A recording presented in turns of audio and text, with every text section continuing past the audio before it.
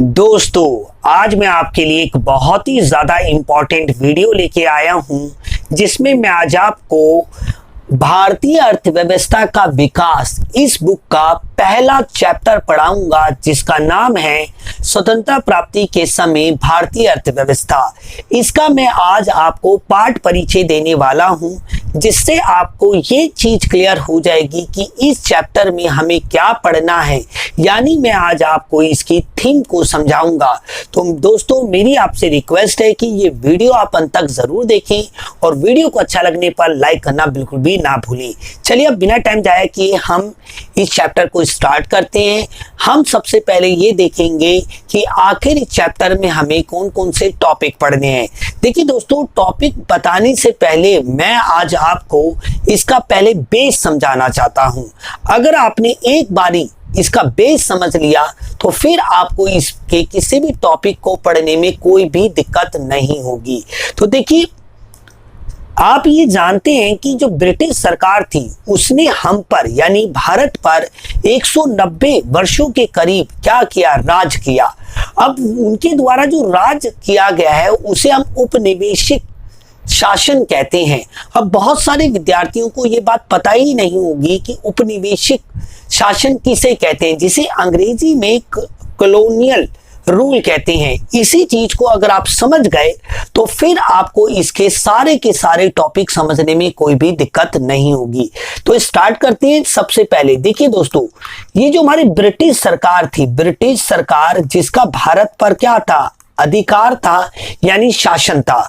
मुगलों के बाद भारत पर अंग्रेजों का शासन था। अब इनके द्वारा जो शासन किया गया ना 190 वर्षों के लिए, कितने वर्षों के लिए, 190 वर्षों के लिए जो शासन किया गया उसे कहा गया उपनिवेशिक शासन। अब ये अगर आपने ये चीज समझ ली कि ये उपनिवेशिक जो शासन है ये क्या होता है, तो फिर आपको इस चैप्टर के सारे टॉपिक समझने में कोई भी दिक्कत नहीं होगी। तो इसको मैं आपको एक डायग्राम के माध्यम से समझाता हूं। मान लीजिए ये पृथ्वी है, मान लीजिए कि ये पृथ्वी है और ये है हमारा क्या, यूरोप, और ये है हमारा एशिया। एशिया में मान लीजिए ये हमारा है भारत।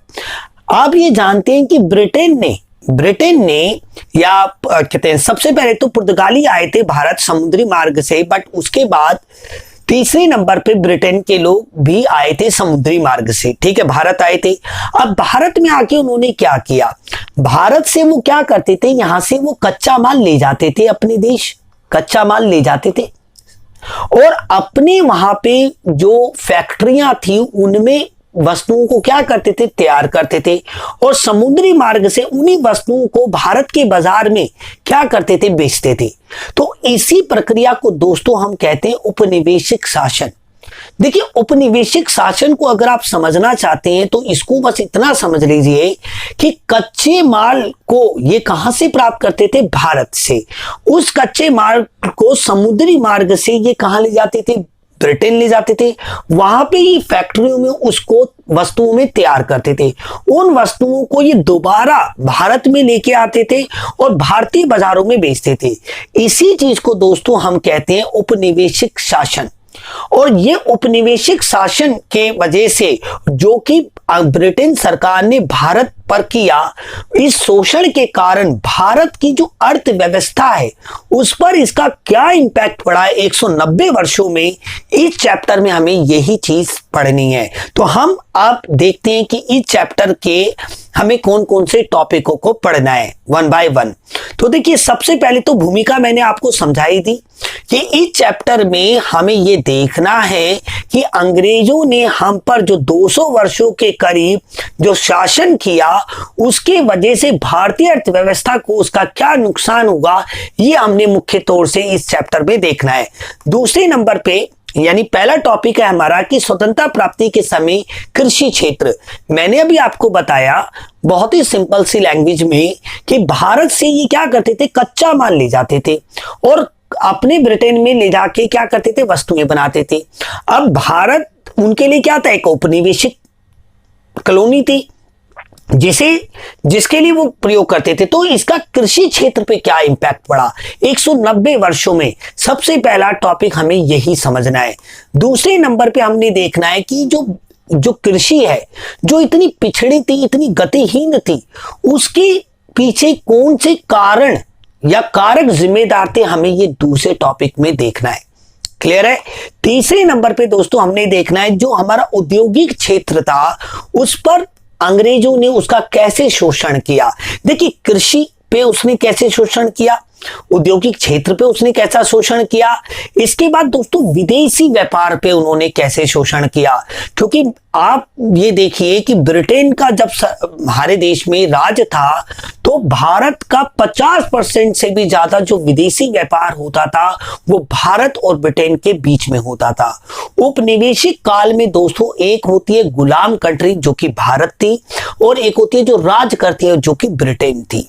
तो दोस्तों इसी बात को ये समझिए, इस चैप्टर में हमें यही चीज देखनी है कि इस पूरी बुक की अगर मैं बात करूं कि 1947 से लेकर 2020 तक भारतीय अर्थव्यवस्था को कैसे विकास किया गया, हमें यही चीज इस पूरी बुक में पढ़नी है। और पहले चैप्टर में हमने ये देखना है कि 190 साल की गुलामी के बाद जो भारतीय अर्थव्यवस्था थी उसकी दशा क्या थी, यानी कृषि क्षेत्र कैसा था पहले नंबर पे, औद्योगिक क्षेत्र कैसा था, विदेशी व्यापार कैसा था। और इसके बाद दोस्तों हमने ये देखना है इसके बाद कि ब्रिटिश शासन के दौरान जनांकीय रूपरेखा, यानी जन्म दर कितनी थी, मृत्यु दर कितनी थी, कितने लोग पढ़े लिखे थे, जीवन अवधि क्या थी। यानी उस समय, यानी 1947 के समय जब भारत को आजादी मिली ब्रिटेन से, तब भारत की जो जनता थी उसकी जन्म तिथि और जन्म मृत्यु दर कितने, मृत्यु दर, जन्म दर, शिशु दर, ये सब इसके आंकड़े कैसे थे, कितनी बेरोजगारी थी, ये सब हमने देखना है।